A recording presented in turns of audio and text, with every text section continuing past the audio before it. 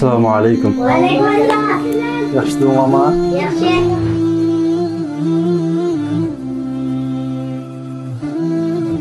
Belki bu yaşlar, ösmürler o'ylab qilishinglar mumkin. Bu vatandagi azobli videoni ko'rgan vaqtimizda dunyoda faqat yaxshilarlar yashasa, nima deb zulm oxirlashmaydigan degan xayollar qalonlarga kelgan bo'lishi mumkin. Oldindan esimizda bo'lishi kerak, zolimlar faqat bo'lmagan, zulm bo'lmagan, faqat yaxshilar yashaydigan yerning ismi jannat. Bu dunyoda cho'qim zolimlar bo'ladi, mazlumlar bo'ladi. Bu dunyoning xarakteri. Tarix qarab boqadigan bo'lsak, hatto Odam alayhissalomni tatib qarab boqadigan bo'lsak, Odam alayhissalomning tunji o'g'lidan boshlangan. Ya'ni Habilga qabil düşman, Habil mazlum, qabil zolim. Nuh alayhissalomga uning xalqi va shu vaqtdagi zolim podshohlar düşman, ular bo'lsa mazlum. İbrahim alayhissalomga Namrud va payg'ambarimiz Muhammad alayhissalomga Abu Jahl va Musa alayhissalomga Fir'avn bor. Tarixdan buyon qarab boqadigan bo'lsak, dunyo zolim va mazlum va zulmdan xoli bo'lib boqqan emas. Bu nimadan derak beradi deganda, bu dunyoning xarakterininki mushundoq ekanligi. Buning qarta bizning pozitsiyamiz, nima ish qilganligimiz, birishga tegishli imtihonimiz ekanligini bildiradi. Alloh taolo Qur'on Kerim'de ait uçuk kılıp وَجَعَلْنَا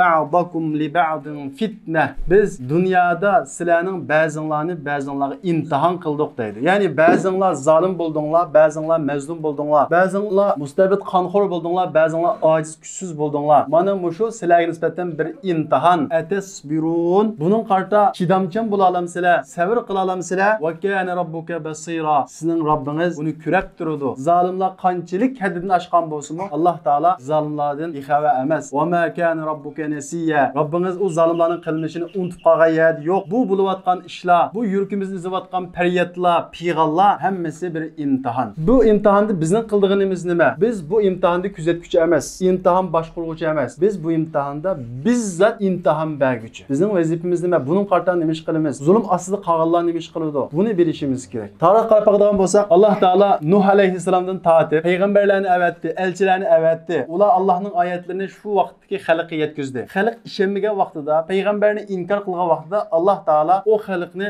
butun yo'qotib etdi. Har xil azoblar bilan yo'qotib etdi. Masalan, Nuh alayhissalomga ishonmagan, inkor qilganlarni tufon balasi bilan g'arq qilib etdi. Hud alayhissalomga ishonmaganlarni qattiq shamol bilan halok qilib etdi. Solih alayhissalomga ishonmaganlarni chaqmoq bilan halok qilib etdi. Lut alayhissalomga ishonmaganlarni tosh bilan halok qilib etdi. Musa alayhissalomga ishonmagan qarshi turgan Fir'avnni dengizga g'arq qilish bilan halok qilib etdi. Demak, Musa alayhissalomga tavba tushkuchilik. Alloh taolo zaminga payg'ambar avatgan, payg'ambarga ishonmagan, payg'ambarga qarshi turgan, payg'ambarga ergashgan kishilarga zulm qilganlarni Alloh taolo bevosita mo'jiza qudrati bilan ularni tubdan yo'qotib etgan. Ammo Musa alayhissalomga kelgan vaqtda ish tubdan o'zgargan. Alloh taolo Qur'on Karimda "Va laqad atayna Musal kitaba min ba'di ma ahlaknal qurunal ula" Biz Musaga ilgiriki xalqlarni, ilgiriki hukmronlarni, ilgiriki zolimlarni halok qilib bo'lgandan keyin kitobni berdik. Kishilarga yo'l ko'rsatguchi, hidoyat va rahmat bo'lishi uchun, ularningki vazn-nasihat elishi uchun Musaga kitobni berdik dedi. Alloh taolo bayat degandek Musa alayhissalomga kelguchilik butun payg'ambarlarga qarshi chiqqanlarni o'zi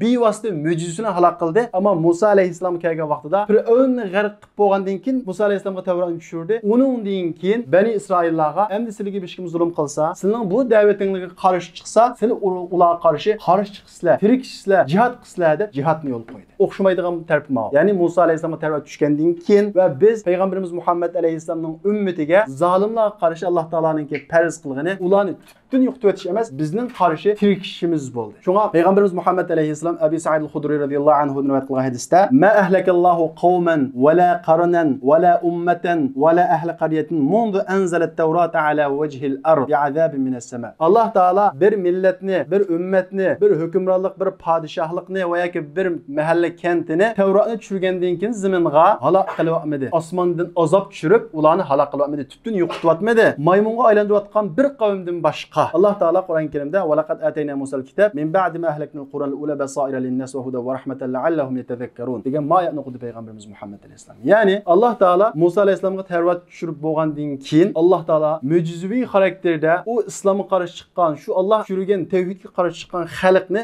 bütün yo'qotib bu xil holatni tutib jihatni farz qildi. Demak, biz Allohning yordamiga erishimiz yoki navbatdagi zulmni to'xtatib ekanmiz, deydi ekanmiz. Buning birinchi sharti nima desa, tirikishish, qarshilik ko'rsatish. Chunki hadisda deyildi, Qur'onda oyatlar keldi. Biz o'zimiz hech ish qilmay, o'zimizdagi kamchiliklarni tuzatmay, qo'limizdan keladigan ishlarni qilmay turib, Alloh taolaninki ilgirki payg'ambarlar kelgandek, Alloh ularni halok qilmasin deb o'zimiz majburiyatimizni ado qilmasak, payg'ambarimiz Muhammad alayhisalom degandek, Tavrat tushgandan keyin Alloh taolaninki istisol butun yo'qotadigan ishi to'xtadi, ammo jihatni farz qildi deydi. Shunga biz zolimlarninki yo'qotishini mo'jizaviy shaklda o'zimiz hech ish qilmay, majburiyatlarimizni ado qilmay, maxil shaklda kutishimiz bu to'g'ri emas. Ammo Alloh taolaninki bizga yordam berishi, kofirlarga qarshi yordam berishi, garchi biz ojiz bo'lsakmi, bu aslo to'xtab qolmadi va to'xtab qolmaydi. Xuddi payg'ambarimiz Muhammad alayhisalomga Badr urushida yordam bergandek, undan boshqa tarixda nurg'unlagan musulmonlarga yordam bergandek yordam beradi. Bir qancha shartlar bilan. Qay shartlar bilan? Allohning yordamiga erishishninki birinchi sharti, zolimning yo'qolishininki birinchi sharti zulmga bo'y egmaslik. To'g'ri, hozir vatanda nayt ig'ir zulm bo'lib ketdi shundaqmi? Bizning vatanimizda bo'lgan zulmninki dunyoda misli yo'q deymiz. Ammo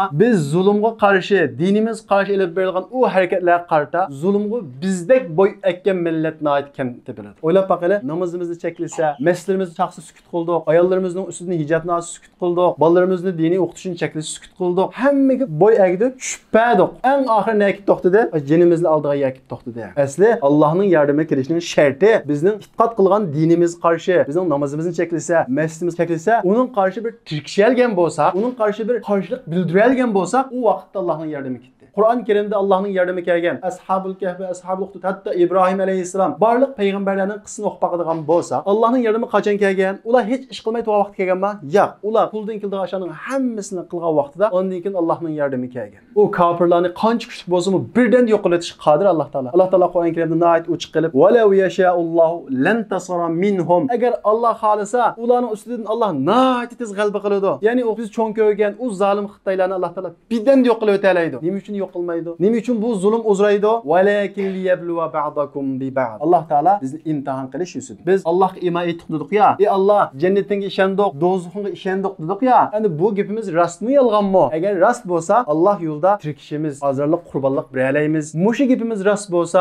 Alloh yo'lda vaqt kelgan jihad qilishdan qo'rqmaymiz. Allohningki zolim zulmni qilib bo'lguncha ularni halok qila olmasligi dal endi bizningki imtihon beradigan, haqiqiy imtihon beradigan vaqtimizning yetib kelganligini ko'rsatdi. Alloh taolo shunga agar Alloh xolisa albatta sizlarni urushga taklif qilmaslar, ularni jazolagan bo'ladi. Walakin liyabluwa ba'dakum bi ba'd. Lekin Alloh ba'zinglarni ba'zinglar bilan sinash uchun, ya'ni iymoninglarni sinash uchun jihatga amal qildi deydi. Ya'ni iymoninglarni sinash uchun dininglarga to'sqinlik qilgan, masjidinglarni chaqqan, ayollaringlarning ustidan hijobni olgan, soqollaringlarni cheklagan, butun islom shuarlarini cheklagan kofirlarga qarshi tirikishishni jihad desa, qo'lga qurol erishishni o'ylamanglar. Jihad deganlik masjidni chaqqan vaqtda tirikishish, ayollarimizning hijobining vaqtida tirikishish, soqollarimiz tushirgan vaqtda tirikishish, islom ko'rsatmaning har qanday daxliga uchragan vaqtda, eng muhimi musulmonninki mulki bo'lgan zemini daxliga uchragan vaqtda uning qarshi puldan kelgancha tirishish bu jihad.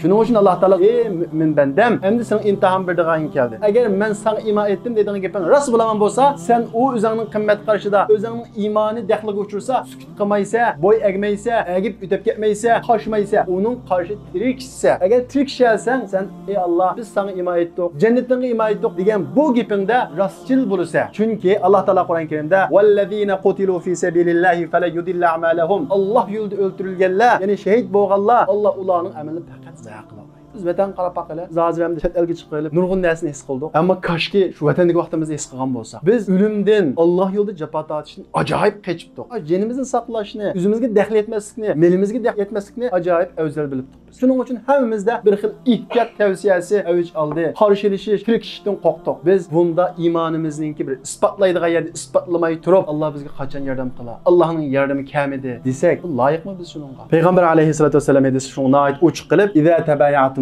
بالعينة وأخذتم أذناب البقر ورضيتم بالزرع وتركتم الجهاد سلط الله عليكم ظلا لا ينزعه شيء حتى ترجعوا إلى دينكم." Agar sizlar savdo satiqlar bilan bo'ladi. Masalan, vatanimizda savdo satiq tijoratni avj oldi vatanda. Shundaqmi? Hamma savdo satiq bilan bo'ldi. Lekin shu savdo satiqni qilib, pul tepib, bizni yo'qotmoqchi bo'lgan dushman qarta bir ish qildi demoqda. Hammamiz pul topsa qanday qildik? Uyimizni o'chlatdik, mashinamizni o'chlatdik, yashamga berib ketdik. Payg'ambarimiz dal shunda bozadi. Sizlar mana o'sha savdo satiq bilan bo'lib, "Va akhadtum aznabal baqar va raditum biz-zara." O'sha tijorat, boqma chorvachilik, ziraat, mush pul tepishlan bo'lib, va taraktumul jihad. Sizlar mushu dushmaninglarga qarshi tirkishdan bo'y agsanglar. Jihad desa, vaqtda biz jihad qilmaydiq deb mas'uliyatdan qochib olgan aran turimiz. Shuning uchun bu yerda tirkish deb oldim. Ya'ni sizlarga zulm qilgan, sizlarning dininglarni cheklagan bu zolimlarga qarshi turishni qassanglar, kim turlar jinimiz saqlaylar deb qassanglar, sizlar qochqanliginglar tufayli Alloh taolo sizlarga bir xorliqni ko'gizib qo'ydi. Demak, bugungi kunimizdagi bu xorliqning sababida o'zimizning xatoligi bormi-ki, yo'qmi-ki? Agar shunda qarshilashib 5 ming, 10 ming, 20 ming odam o'lgan bo'lsa, balkim bu siyosatni bu darajada tez yurgizalamdi, sizlar yurgizolmaydi.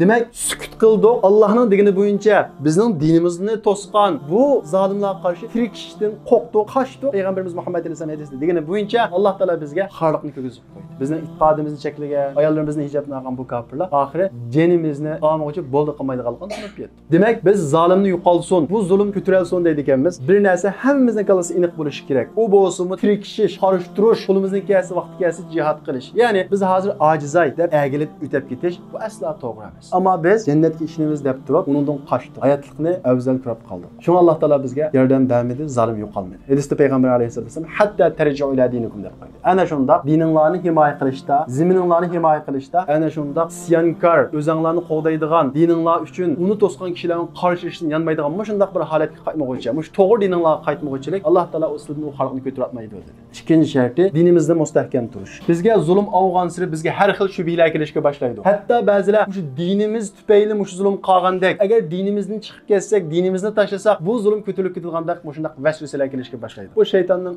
eng cho'ng tuzuqi. Bu zulm dinimiz bo'lgan tufayli emas, aksincha dinimizga amal qilmaganligi tufayli kelgan zulm bu. Dinimizning buyrug'iga payg'ambarimiz Muhammad alayhisalom degandek, to'tmaza imomlar degandek, zimininga birg'ich yerga dushman kirsa, uning qarshi harakat qil degan buyrug'iga amal qilmaganligimiz uchun kelgan zulm bu. Biz Allohning yordamiga erishimiz, buningki eng muhim shartlardan birisi imonimizda dinimiz mustahkam turish. Biz Allohga bo'lgan iymonimizni shunda ajab ketganmiz, biz yo'qotib ketamiz. Alloh taolo Qur'on Karimda buni nayt ochiq qilib, "In tansurulloha yansurkum" dedi. Shart qildi Alloh taolo. Men sizlarga yordam berman. Bir shart bilan sizlar menga yordam bersanglar dedi. Allohga yordam berish qanday bo'ladi? Allohning diniga yordam berish, Allohning dinini mustahkam turishlar.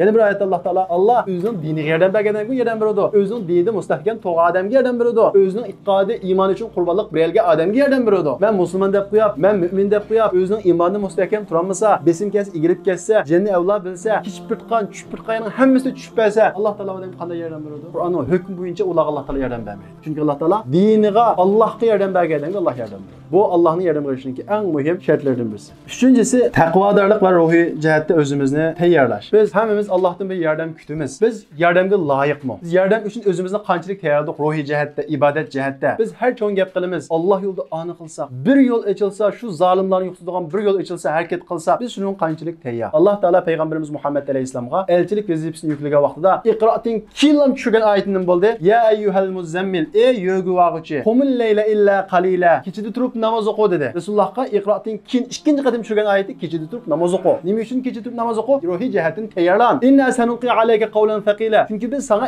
ig'ir bir so'zni, ya'ni ig'ir bir vazifani tushiramiz. Inna nashi'atal laylihi ashaddu watqa wa aqwamu qila. Kechida namoz o'qish bu tatliq shirin uyqumizni voz kechalish ana shunda ig'ir vazifalarni o'rindashda, yaxshilikda seni mustahkam qiladi. Biz hozir ig'izimizda bu zolimlarga qarshi bir harakat qilsak bo'ladi deb to'rlarda toza qaynab qo'yib, atdeganda chuq-chuq qilsak, bomdod namozi o'qolmasak, vallohi biz u yerda loyiq emas. Atdeganda bomdod 2 rakat tahajjud namozi o'qolmay turib, men Alloh yo'lida kelsa vaqt kelsa bunda qilmaydi degan odam, bu odamning ya bu gapi yolg'on yoki bu odam vaqti kelganda sabit tura olmaydi. Chunki Allohning yordami uchun biz issiq yotgandan shirin uyqumizni kecharishimiz kerak. Biz hozirgi bu holatimiz qarasa hammamiz toza qaynab qo'yib, yana dunyo bilan, yana yeb ichish bilan, yana o'yin tomosha bilan bo'lgan holatimiz bel Bani Isroilning ahvoliga o'xshaydi. Bani Isroil nima dedi? Musa alayhisalom vafotlab ketgandan keyin Alloh taolo Qur'on Karimda oyat ochiq qilib, "Alam tara ilal mala'i min Bani Isroil min ba'di Musa iz qalu li nabiyyin lahum ba'ath malikan nuqatil fi sabilillah." Musa alayhisalom vafotlab ketgandan keyin Bani Isroil Musa alayhisalomning kim kelgan payg'ambarga zulm uchirdi ular. Zulm uchirgandan keyin bizga bir podshoh avatib bersang, bu zulm qarshi urush qilsak dedi. Xuddi bizga o'xshash bu zolimlarga qarshi bir urush qilsak dedi. Nima dedi ularning payg'ambari? "Hal asaytum in kutiba alaykumul qital alla tuqatilu." Ularning payg'ambari jihad farz qilinib qolsa, yo'l eshilib qolsa, urush qilmay qolasizmi-ki? dedi. Ularning dedi, "Qalu wa ma lana alla nuqatila fi sabilillah wa qad ukhrijna min diyarina wa abnaina." Ular xuddi bizga o'xshash dedi. Nima deb urush qilmaydi qilmaydi ekanmiz. Biz yurtimizdan chiqarilgan bo'lsak, bolalarimizdan ayrilgan bo'lsak, o'sha gapni o'zini qildi. Falamma kutiba alayhimul qital. Ularga jihad farz qilinibdi. Ya'ni o'zimizga salsak, bir yo'l eshitibdi, zolimni yo'qotgan bir yo'l eshitibdi. Tavallaw illa qalilan minhum. Ularning ko'p qechib ketdi. Vaqt kelganda qechib ketdi. Nima uchun? Ular texi ruhiy jihatdan tayyor bo'lmagan. Iymoni texib mustahkam bo'lmagan. Demak, biz bunda bo'lib qolmasligimiz, Bani Isroil o'xshab bo'lib qolmasligimiz uchun eng avval cho'ng gap qilishni ilgari kechalari o'rnimizdan turib, bomdaqnimizni bir jamoat bilan o'qib baqali. Texmi qila olsak, bomdaqnimizdan burunroq turib tahajjud o'qib baqali. Tahajjudni qunut duolarimizda u vatandagilarga duo qilib baqali. Shu zolimlarga bir beddua qilib baqali. Ondan keyin Alloh taolo bizga shu yo'llarni bersa, o yo'lda ma'nalaydiganligimizning bir isbot bo'ldi. Hech bo'lmaganda qiyomat kuni agar fursat demak ketib qolsa, ey Alloh, men o'zimni tayyorladim deyalamiz. To'rtinchisi, biz o'zimizni bir isloh qilishimiz lozim. O'zimizdagi samimiyetsizlik, yolg'onchilik, iymon ojizligi, fosiqlik, menmenchilik, shuhratparastlik, mansabparastlikdan iborat. Bu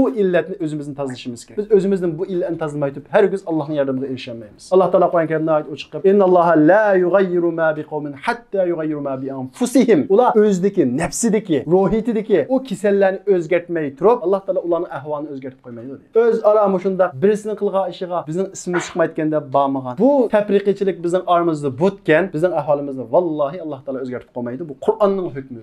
Allohning yordami to'sib qo'ydigan birinchi amal nima desang, umidsizlik. Bir ish qilganimizning foydasi yo'q.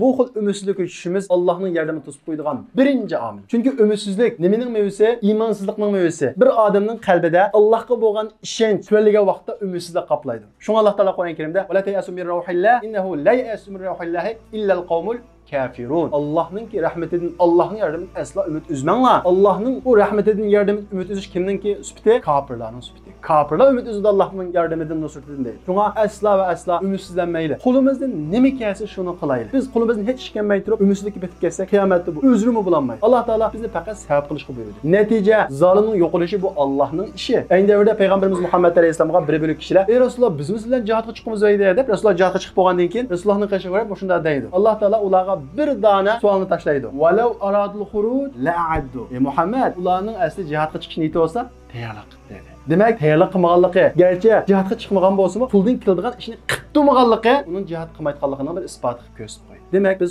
qo'limizda hech ish qilmay turib, foydasi yo'q deb bunda umidga qat'iy tushmasligimiz kerak. Alloh taolo Qur'on Karimda "Va la tahinu va la tahzanu va antumul a'la in kuntum mu'minin." Agar sizlar Allohga ishonsanglar, g'alaba qilsanglar, va la tahinu, tushkunlashmanglar, umidsizlanmanglar, o'zinglarning ojizligiga qarab, zolimlarning kuchligiga qarab, hargiz tushkunlashmanglar. Va antumul a'la in kuntum mu'minin. Alloh taolo bu yerda bir dona shayni qilib qo'ydi. Agar sizlar mu'min bo'lsanglar, Allohga bo'lgan ishonchni yo'qotmasanglar, sizlar chuqur g'alaba qilsanglar dedi. Shuning uchun umidsizlikdan qat'iy saqlanishimiz lozim. Hozir bizning bashimizga kelgan zulmlar ig'iraymiz, shundaqmi? Tarixdan buning o'sha zulmlar kelgan bo'lsa, ayni kelmagan bo'lsa, shuning o'sha zulmlar kelgan. Masalan, Hulako Bag'dodga besib kirgan vaqtida, Bag'dodda eng ishonchli tarix manbalarida 40 kun ichida 1.800.000 musulmonni qirib tashlagan. Chingizxonning avlodlari 40 kun ichida 1.800.000 musulmonni qirib tashlagan. Bu 1.800.000 musulmonninki jasdi bitirab qirinmay, Bag'dod ko'chalarida sesib, eng oxirida Bag'dodda vabo taqab ketgan. Faqat qabristonlik kirvag'ili saqlagan, o'nkir kirvag'ili saqlagan, ammo Bag'dod aholisiningki ko'p qismi qilib tugan saqlaganlarimi vabo taqab, vaboda o'lib ketgan. Bu ahvolga shu davrdagi yahudiylar ichag'irib yig'ilishib ketgan, hatto she'r to'qishib ketgan va deganki ular endi islom tugadi. Musulmonlar dunyo sahifasini o'chirildi. Tarixdan o'chdi. Bundan keyin musulmonlar degan bir narsa bo'lmaydi. Islom